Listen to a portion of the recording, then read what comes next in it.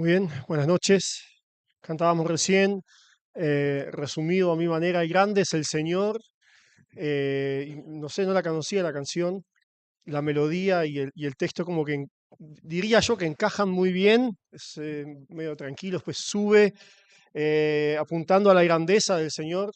No sé muchísimo de música, pero eh, me pareció una buena introducción al mensaje de hoy, al pasaje de hoy, donde vamos a ver el poder y la grandeza de Jesús, donde vamos a ver la autoridad de Jesús y, y en qué sectores, eh, por decir un poco antes, ya antes lo que vamos a escuchar, en qué sectores Él tiene autoridad. em, Específicamente. Así que vamos a ir a este pasaje de Marcos capítulo 1, los versículos 21 al 28. eh, Marcos 1, 21 al 28, y vamos a ver qué es lo que Jesús nos quiere decir, qué es lo que Marcos, a qué es lo que Marcos apunta y por qué justamente él nos deja este pasaje detalladamente. Ahora vamos a ver por qué hay una regla ahí muy especial en los evangelios y en toda la Biblia. Pero vamos a leer primero el texto, Marcos capítulo 1, versículo 21 al 28. Dice, y entraron en Capernaum, y los días de reposo, entrando en la sinagoga, enseñaba Jesús. Y se admiraban de su doctrina, porque les enseñaba como quien tiene autoridad, y no como los escribas. Pero había en la sinagoga de ellos un hombre con espíritu inmundo que dio voces, diciendo, ¿qué tienes con nosotros, Jesús, Nazareno? ¿Has venido para destruirnos? Sé quién eres, el Santo de Dios. Pero Jesús le reprendió diciendo, cállate y sal de él. Y el espíritu inmundo, sacudiéndolo con violencia y clamando a gran voz, salió de él. Y todos se asombraron de tal manera que discutían entre sí diciendo, ¿qué es esto? ¿Qué nueva doctrina es esta que con autoridad manda aún a los espíritus inmundos y le obedecen? Y muy pronto se difundió su fama por toda la provincia alrededor de Galilea. Voy a seguir este pasaje hasta el versículo 34, aunque vamos a ver, hay un pequeño milagro, el segundo milagro, y después en el versículo 32 y 34 también hay como un resumen de todas las cosas que Jesús hizo, pero esto es interesante para ver por qué Marcos elige hablar sobre este hombre que tenía ese espíritu inmundo. Dice el versículo 29, al salir de la sinagoga, vinieron a la casa de Simón y Andrés con Jacobo y Juan. Y la suegra de Simón estaba acostada con fiebre y enseguida le hablaron de ella. Entonces él se acercó y la tomó de la mano y la levantó. E inmediatamente le dejó la fiebre y ella le servía.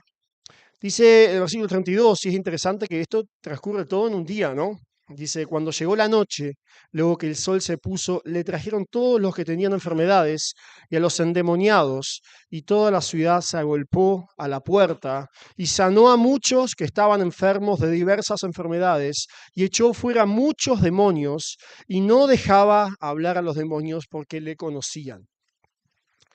Me parecía importante leer esto. Así que comenzando en este texto, que es un texto relativamente conocido, y Marcos nos quiere revelar una cosa, en realidad nos quiere dar una enseñanza, nos quiere decir quién es Jesús, sobre qué tiene poder Jesús, y que Jesús es poderoso, más de lo que nosotros nos podemos imaginar. Entonces le está dando a sus oyentes, a los que les manda este evangelio, esta carta, podríamos decir, le está presentando abiertamente a Jesús. Ahora, lo interesante de los evangelios es que no todos los evangelios cuentan todos los milagros detalladamente, ¿no? Por ejemplo, si leemos el versículo 34, dice, y sanó a muchos que estaban enfermos de diversas enfermedades y echó fuera muchos demonios y hizo estas y otras cosas. ¿Por qué esas cosas no se escribieron detalladamente? ¿Y por qué algunos sí? Y eso tiene su propósito. Eh, Hay una verdad bíblica, no sé, seguramente ya escuchamos de esto. Es el principio de selección, que los discípulos o los escritores de la Biblia en general, en este caso Marcos, él tenía una variedad enorme de cosas que contar. Tenían Pedro al lado que le estaba contando y contando de Jesús. Pero ellos, a la hora de escribir el Evangelio, seleccionaron ciertas cosas. Yo opino personalmente que fue inspirado por Dios, sin duda, como es la Escritura, pero también inspirado por Dios que ellos van a agarrar en su Evangelio y que no. Bueno, lo interesante de este principio de selección, que es en realidad ellos eligen qué cosas hay, es que si eligen algo y lo detallan, es porque es importante. ¿Se entiende?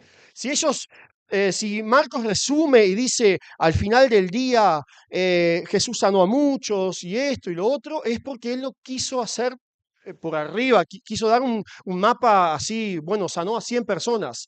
Pero cuando se detiene detalladamente sobre una persona, sobre dos personas, y lo escribe detalladamente, es porque quiere decirnos algo especial. Yo creo que es así, creo que todos estamos con eso de acuerdo. Así que Dios quiso que este pasaje quede acá detalladamente y queremos ver qué es lo que realmente Dios nos quiere enseñar a través de esto. Siempre concordamos de que los evangelistas, los que escribieron los evangelios y los otros también escritores de libros de la Biblia, nunca llenaron espacios. Eso es una de las cosas que yo me escribía, porque a veces para hacer una tesis, hacer un trabajo, no sé qué cosa, dice no, porque 80 páginas, letra 11, tal y tal, ¿y qué haces al final si te quedas con 75? Y llenas 5 páginas, agarras un tema, no sé qué, te vas por las ramas un poco y llenas. No sé si hasta el día de hoy es así, pero yo lo hice así varias veces. Y bueno, vas llenando páginas y vas hablando, y al final no sé si zafas, pero en alguna ocasión sí. Los evangelistas no hicieron eso. Ellos no llenaron, tengo que tener 20 capítulos, porque Juan tiene 21. No, ellos, esto fue seleccionado, guiados por Dios, agarraron y contaron detalladamente lo que se tenía que contar, ¿no? Así que entramos directamente al versículo 21.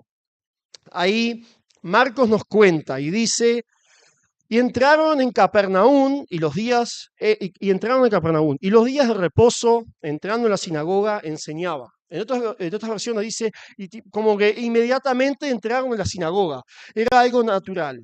Ahora, Capernaum era un puerto marítimo al mar de Galilea, más o menos al noreste de Galilea, por ahí. Era una ciudad que disfrutó muchos milagros de Jesús.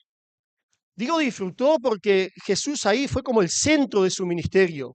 Hizo muchísimas cosas y enseñó muchísimas cosas en Capernaum. Es más, esa ciudad por parte se llamaba la ciudad de Jesús y muchos de sus discípulos también vivían en esa ciudad.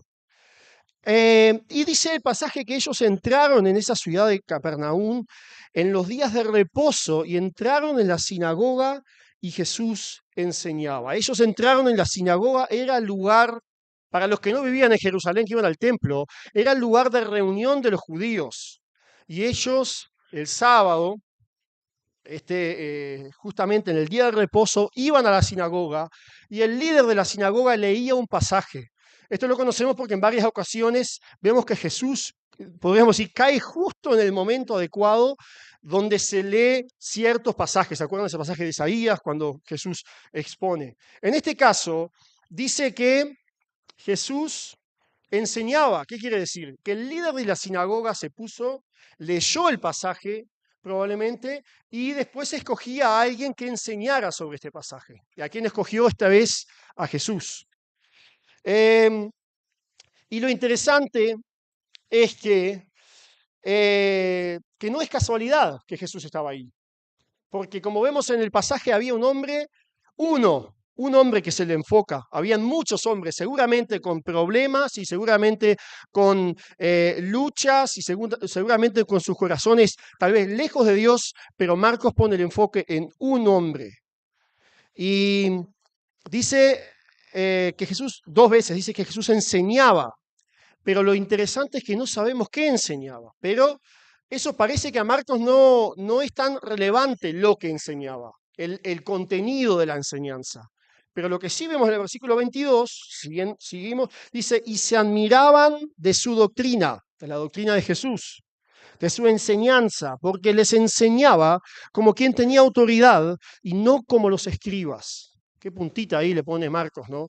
Él enseñaba con autoridad, no como lo hacían habitualmente los escribas.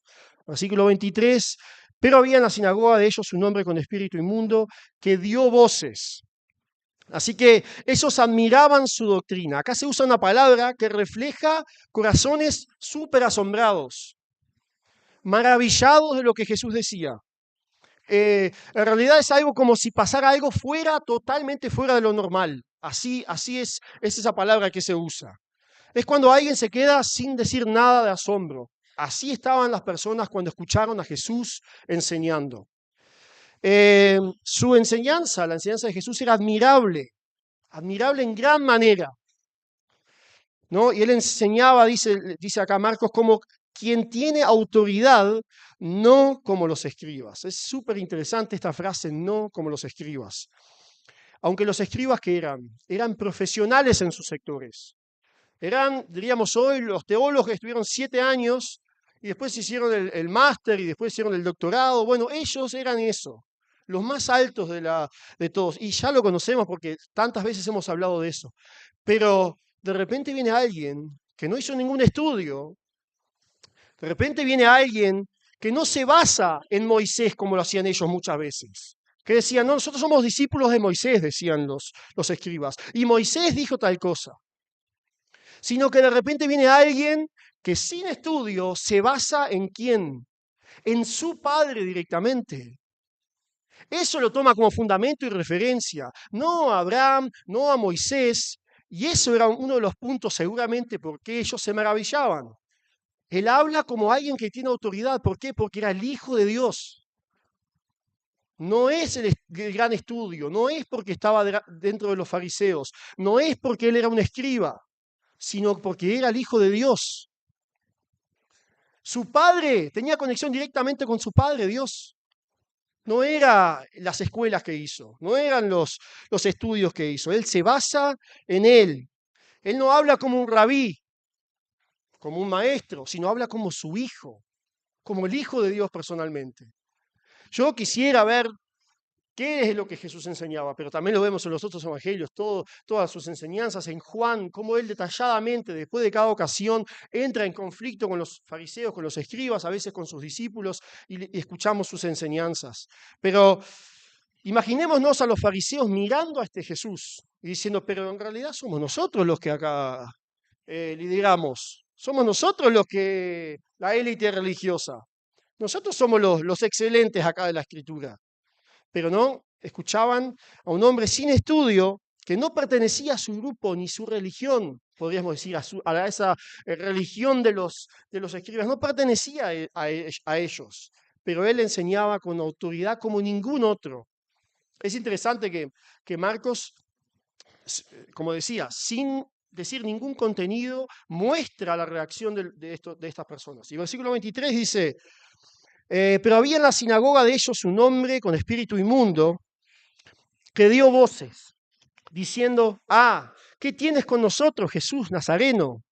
¿Has venido para destruirnos? Sé quién eres, el Santo de Dios. Y Jesús ahí le reprende y le dice, cállate y sal fuera. Así que en esta sinagoga, justo ese día, justo el día cuando el líder escoge a Jesús para que enseñe sobre cierto pasaje, viene una persona endemoniada, poseída por un demonio, em, ¿cómo es que dice acá? Espíritu inmundo, ahí va. Y ahora yo me pregunto, ¿quién sabe cuántas veces este hombre había ido a la sinagoga? ¿Cuántas veces tal vez? Capaz que era un fiel asistidor de la sinagoga, capaz que era tan fiel, capaz que iba así, no sabemos eso, no queremos entrar mucho en ese detalle, pero yo me pregunto, si él iba a menudo, ¿cuáles eran los mensajes de los escribas? Porque Jesús enseñó y él saltó enseguida. El espíritu inmundo que estaba en él saltó enseguida, tipo protestando, diciendo, no, ahora, y anteriormente, nunca pasó nada. Cuando enseñaban los escribas, cuando enseñaban los fariseos, Nunca nadie tocó el corazón o ese espíritu para que se ponga a pensar o se pare de manos, podríamos decir. ¿Cómo enseñaban ellos? ¿Cuál era el fundamento? Y ahí notamos la diferencia entre los escribas y Jesús, que ellos seguramente tenían a otro fundamento. Ellos predicaban, si bien predicaban del Dios, pero de otra manera, no sabemos cómo. Este espíritu siempre estuvo quietito, siempre estuvo tranquilazo mientras los otros estaban predicando, pero cuando vino Jesús, ese espíritu endemoniado tuvo inquietud. Inquietud, ya no era un mensaje vacío, ya no era un mensaje sin contenido espiritual, pero esta vez no pudo soportar la enseñanza de Jesús. Y seguramente se dio cuenta que la enseñanza era diferente. Y cuando estaban los escribas, no. Era algo que tal vez lo tranquilizaba, ¿no? Ahí yo pensaba, "Oh, qué importante es que sale de acá, ¿no? De acá, porque le digo, porque el púlpito como una imagen, porque de acá exponemos la palabra. ¿Qué sale de acá? Salen palabras que nos calman, nos dicen, bueno, adelante, Dios te va a dar todo lo que necesitas, Él prometió, precisas en lo personal, en lo terrenal, tienes problemas, Dios es poderoso, Él te va a dar lo que pidas, pide mucho, Él te va a dar mucho, o qué es lo que realmente sale de acá, o sale el mensaje de salvación. Sale de que lo que realmente necesitamos no es un mejor auto, no es necesariamente la salud, no es necesariamente dinero, sino que lo primero es la necesidad de nuestra alma. Salvación necesitamos. El Espíritu de Dios tiene que obrar de una manera en nosotros, y Él lo hace libremente si lo dejamos, para que reconozcamos que somos pecadores. Eso es lo más necesario de la vida. Entonces, ahí cierro este paréntesis. Es importante qué sale de acá. Es importante qué se enseña, sea en la cárcel, sea en las escuelitas. Estamos enseñando para ponerle un poquito una pomadita al alma y decirle, bueno, tranquila, que ya va a estar todo bien. O estamos predicando el Evangelio. Estamos predicando realmente la palabra de Dios. Ese día Jesús predicó de una manera diferente y este hombre se paró y empezó a gritar. Este día estaba enseñando Jesús personalmente, Dios hecho hombre, enseñándole y reprendiendo a esta persona. Seguimos con el versículo 24, él decía, ¿qué tienes con nosotros, Jesús Nazareno? ¿Has venido para destruirnos? Sé quién eres, el santo de Dios. Y dentro de lo que este demonio que estaba en esta persona, viviendo en esta persona, podríamos decir, dentro de lo que él dice, ¿tiene razón o no? Tenía mucha razón. Cuando leía algún comentario que otro decía, pues este tiene mucho más teología que los otros, que los escribas tal vez. Y estaba ahí poseído por un demonio. Ese demonio tenía mucho conocimiento de Jesús. ¿Qué es lo que él dice? La primera cosa que él dice Jesús Nazareno. ¿A qué se refiere con eso? Que Jesús era hombre, Jesús Nazareno, tú sos de Nazaret, tú naciste acá, tú eres hombre, pero a la vez le dice el santo de Dios, y está diciendo tú eres, a la vez tú eres Dios. Así que él entendía, este espíritu, este demonio, entendía que Jesús era totalmente Dios y totalmente hombre, así lo entiendo yo de este pasaje. ¿Cuánto conocimiento tenía él de Jesús realmente, no? Y después, ¿qué más dice? Dice, has venido para destruirnos. ¿A qué se refiere cuando dice, has venido para destruirnos? Ahí va, sacar las obras de la tiniebla. Él sabía que la venida de Jesús era para vencer a Satanás. Él lo sabía. Has venido a destruirnos, tipo diciendo, ya viniste. Ahora estamos en la lona. Ah, eso mismo. Mientras estaban los religiosos, no había cambio. Pero ahora viene Jesús. Ha venido para destruirnos. Ha venido para vencer, podríamos decir. Ha venido para vencer. Así que es interesantísimo que este hombre tenía, este espíritu inmundo tenía conocimiento sobre Jesús, más de lo que pensamos. Estas son un par de frases que él dijo, ¿no? Más de lo que nosotros pensamos. Y acá quería hacer un pequeño paréntesis, recordándonos de que el diablo existe y sus demonios también. los demonios también. La Biblia habla en dos ocasiones, si bien habla simbólicamente de la caída del diablo, de cómo él fue un ser creado por Dios, pero ¿qué pasó? Él se rebeló contra Dios y junto con él varios de estos ángeles que en la Biblia son llamados demonios también. Así que es algo bíblico, podemos decir. Es verdad de que Satanás existe. Es verdad que los demonios existen. No es tipo sacado de no sé dónde. Y si entramos, después vamos a ver un poco más, y si entramos hoy en el mundo y empezamos a googlear algunas cosas, que no quiero decir mucho, y empezamos a mirar específicamente, vamos a ver que sí, el diablo existe. Y sí, los demonios existen. Si no, no quiero decir hay algún más chico, pero es impresionante la cantidad de gente totalmente lejos de Dios, pero que reconocen pactos con el diablo, pactos con esto, pactos con esto. Es impresionante. Yo entré hoy y salí muy rápido porque no, pero es impresionante. Porque, y te mueve cómo el mundo está enfocado en eso, en lo que sea opuesto a Dios, saliendo de qué, de este patrón que tuvo Satanás, el opuesto a Dios, rebelión contra Dios, y así sus demonios. Así que no podemos negar esta verdad que muchas personas siguen. ¿Cuánto satanismo hay? ¿Cuánto adoración al diablo? ¿Sabían que satanismo no es satanismo?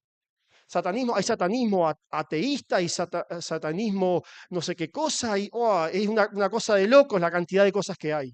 Unos creen en Satanás como un ser superior, otros solamente simbólico, y es el mundo del ocultismo, por ejemplo.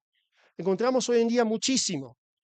Y lamentablemente esas enseñanzas y esos parámetros se van mechando, se van entremechando en la vida cotidiana, en nosotros mismos, y esas influencias diabólicas también, sin que nosotros nos demos cuenta. Este hombre poseído por un demonio gritaba porque sabía quién lo había confrontado. Él sabía quién era el poderoso. Él sabía que ahora hay un fin. Él sabía que Jesús era superior. ¿Has venido para destruirnos? Tú eres superior. Y en el versículo 25 dice, pero Jesús le reprendió diciendo, cállate y sal de él. Jesús le reprende, le dice, cállate al demonio, sal de ese hombre. Jesús lo amonesta fuertemente. Y acá, como muchas veces, no sé si serán por las películas o por, no sé, imágenes, siempre vemos a un Jesús amoroso, un Jesús que lleno de amor, siempre a sus discípulos no sé, como que siempre está con una compasión tremenda, misericordia tremenda. Acá vemos a un Jesús que dijo lo que tenía que decir. Y vemos que él dice como dice, lo reprendió fuertemente. Lo reprendió, dice, no, sal de ahí, no hables más. ¿No? Y es interesante que le dice, cállate, no quiero que de ti salgan esas cosas, que justamente uno que está aliado con Satanás diga cosas sobre el Mesías, ¿no? Sal de ahí. Él se enfrenta cara a cara con este hombre. Y Jesús lo dice con autoridad, Jesús lo dice con poder. Jesús no está preguntándole, pero que tal vez quisiera salir de ese hombre. No está estableciendo una conversación, diciendo, no, pero vamos a dialogar, vamos a hablar. No, sal de ahí. Eso es una imagen muy fuerte de poder, esa es una imagen muy fuerte de la autoridad que Jesús tenía. Él reprende, él manda que se calle. Y dice el versículo 26, y el espíritu inmundo, sacudiéndolo a este hombre con violencia y clamando a gran voz, salió de él. Y todos se asombraron de tal manera que discutían entre sí diciendo, ¿qué es esto? ¿Qué nueva doctrina es esta que con autoridad manda aún a los espíritus inmundos y le obedecen? Así que los demonios conocían a Jesús. También vemos la gente lo dice, los demonios conocían a Jesús, conocen a Jesús y obedecen a Jesús, dice. Ellos obedecen la palabra que Jesús dijo.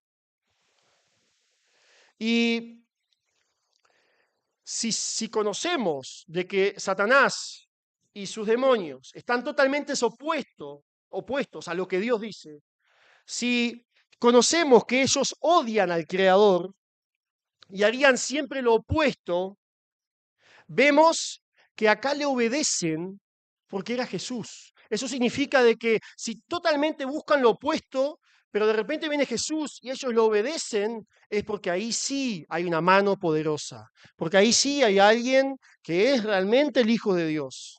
Ahí sí vemos a nuestro Salvador Jesús, que tiene autoridad y que tiene poder. Y Marcos capta todas estas miradas, estas cosas. Y él escribe las reacciones de las personas que estaban ahí. Y ellos estaban maravillados, estaban asombrados, estaban, podemos decir, en shock, estaban sin saber qué estaba pasando. Estaban, se usa la palabra alarmados, cuando estás en una situación que no sabes cómo seguir. Y es interesante que Marcos opta por este milagro, ¿no? Este milagro sí lo dice detalladamente. Este milagro lo escribe detalladamente con un propósito. En la época judía, el exorcismo era una práctica relativamente común, dicen por lo menos los historiadores. Pero era un poco diferente.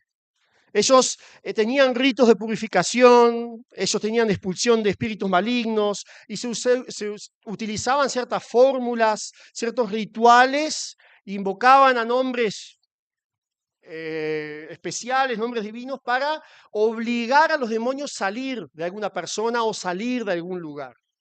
Supuestamente salían. Pero Jesús no lo hizo así. Jesús no usó ninguna fórmula.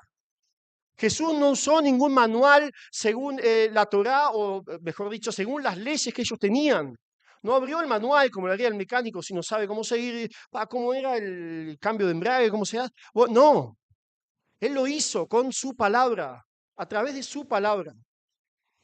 Y eso nos lleva a la verdad que quiere transmitir Marcos, y yo quiero transmitirla también, que Jesús enseña con poder. Jesús enseña con poder y sana con poder y autoridad. Eso es lo que Jesús quiere decirnos.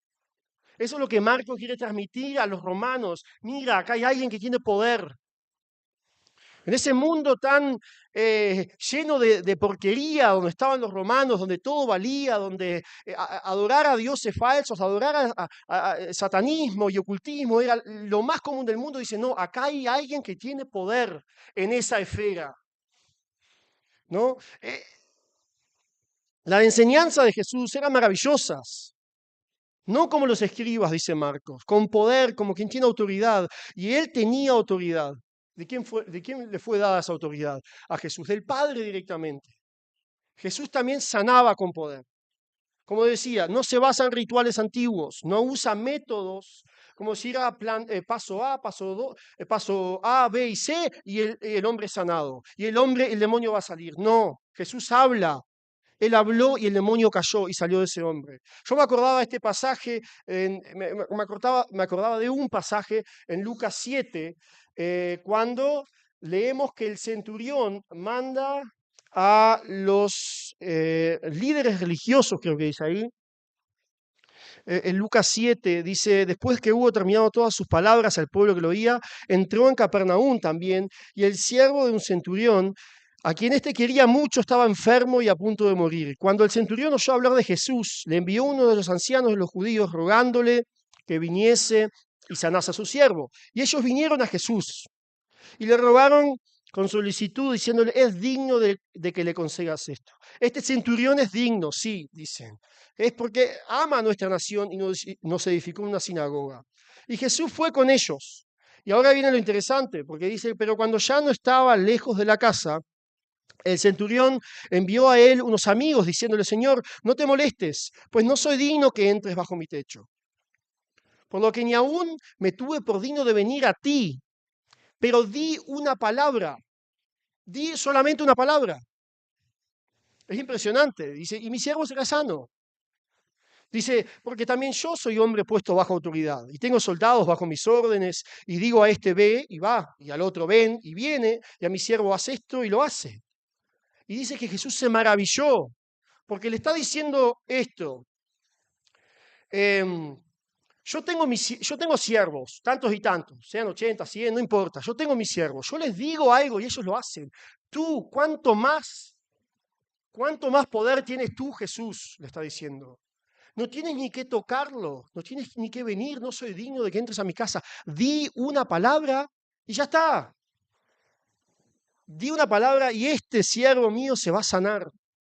Y Jesús dice que se maravilló y os digo que ni aún en Israel le haya dado tanta fe. Pero a lo que voy es esto. En este ejemplo vemos que el poder está en la palabra de Jesús. Él tiene poder realmente. Que es como que el centurión le está diciendo, tú tienes poder, di una palabra y eso va a dar. Aunque estés cerca o aunque estés lejos. Aunque lo digas 2 días antes, tú di una palabra y tu palabra tiene poder. Con esa palabra creó Dios los cielos y la tierra. Y con esa palabra mandó Jesús a callar a este endemoniado, a este demonio. Nadie se podía oponer, nadie se puede oponer a Jesús.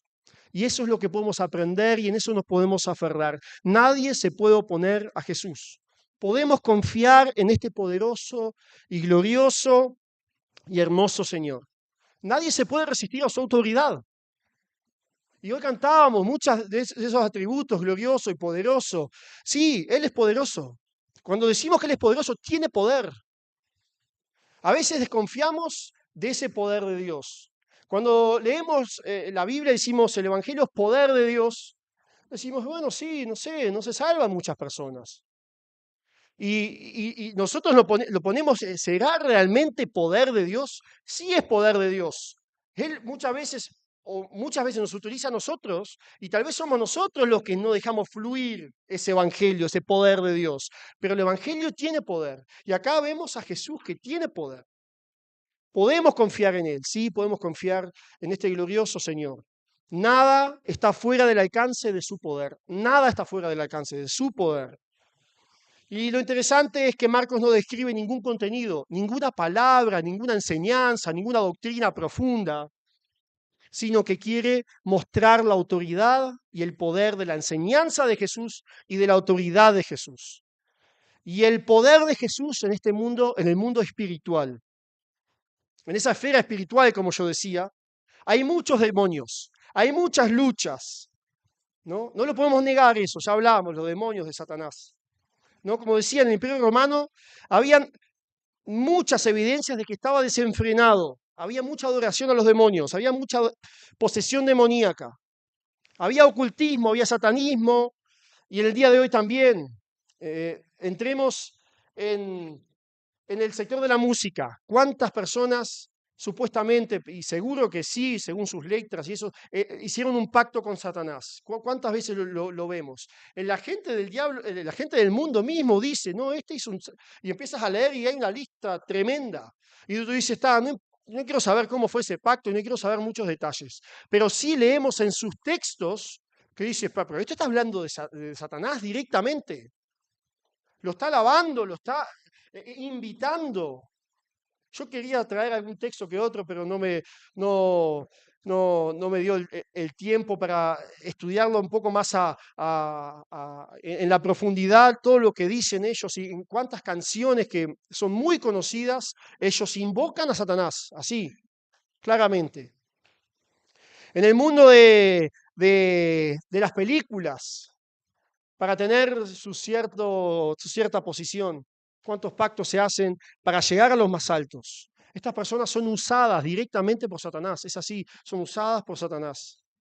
Así que, y quieren influenciar, así usa Satanás a esas personas para influenciar al mundo y ganar territorio. Y parece que algunas veces eso se normalizó en el día de hoy. Magia, esa magia negra, las brujerías, los juegos satánicos. Y no es nada nuevo, porque antes también lo había. No es nada nuevo. Pero todos llevan a una cosa. Todos llevan a esa imagen que nos lleva donde Satanás se rebela contra Dios. Todo eso es rebelión contra Dios directamente. Es hacer lo opuesto a lo que Dios dice. Pero Dios, Jesús es el único que tiene poder en esa esfera espiritual que tal vez no vemos, que alguno que otro dirá, bueno, no sé si, pero sí existe. Él es el único que tiene poder. Él es el único que en esa esfera espiritual tiene autoridad. Es el único. Es el único que puede sanar, es el único que puede salvar. Si alguien se encuentra como se encontraba este hombre, en su palabra hay poder. Por eso en Efesios 6, cuando Pablo le quiere amonesta esta palabra a esta iglesia, en Efesios 6, dice en el versículo 10, por lo demás, hermanos míos, fortaleceos en el Señor y en el poder de su fuerza, vestidos de toda armadura de Dios, para que podáis estar firmes contra las acechanzas del diablo. Porque no tenemos lucha contra sangre y carne. No, no es una lucha así corporal, sino ¿cómo es la lucha? Sino contra principados, contra potestades, contra los gobernantes de las tinieblas de este siglo, contra huestes espirituales de maldad en las regiones celestes, en las regiones celestiales. No, no, hay una lucha espiritual, sí lo hay. Pero Marcos nos quiere llevar a estos romanos a la verdad y decirle, el único que se puede mover libremente y tiene poder es Jesús. Y nada está fuera del alcance de su poder, del poder de Jesús. Él realmente tiene autoridad. Y nosotros hoy, sea como iglesia, sea personalmente, confiemos en Él. Confiemos en este Salvador. Confiemos de que su palabra tiene poder, de que Él es nuestra única esperanza, Él es nuestro único aliento y es nuestra única razón de vivir. ¿Satanás está obrando? Sí. ¿Dios está obrando? Sí. Vemos que Satanás siempre se resiste, siempre quiere darle la contra. Pero ¿de qué lado estamos? Estamos del lado del poderoso. Estamos del lado de aquel que tiene poder y tiene autoridad. Y yo creo que eso es lo que Marcos nos quiere enseñar. Eso es lo que Marcos nos quiere decir de antemano. Es el primer milagro que Marcos cuenta. Y es el primer milagro que cuenta detalladamente y dice, bueno, esto quiero que lo tengan en claro. En todas las luchas que hay espirituales, hay uno que gobierna, hay uno que es el más grande, hay uno que es poderoso, y ese es Jesús. Vamos a orar para terminar. Señor, te damos gracias. Gracias porque tu palabra es tan clara y podemos aprender de que tú eres un Dios todopoderoso, un Dios que dentro de todas las luchas que hay en este mundo, espirituales, dentro de todo donde Satanás se mueve, sabemos que en ti tenemos esperanza, tú tienes realmente poder. Gracias porque tu palabra es poderosa, porque tú eres poderoso. Y si dices algo, se va a hacer, se va a cumplir. Gracias por este pasaje que nos muestra tu grandeza, nos muestra cómo enseñabas con poder y todos se maravillaban, Señor. Sigue hablándonos a través de tu palabra para que lleguemos a maravillarnos nuevamente día a día de tu grandeza, de cómo eres tú. Queremos crecer más hacia ti y conocerte en el día a día más y más. Gracias porque tú eres bueno. En el nombre de tu Hijo Jesús oramos. Amén.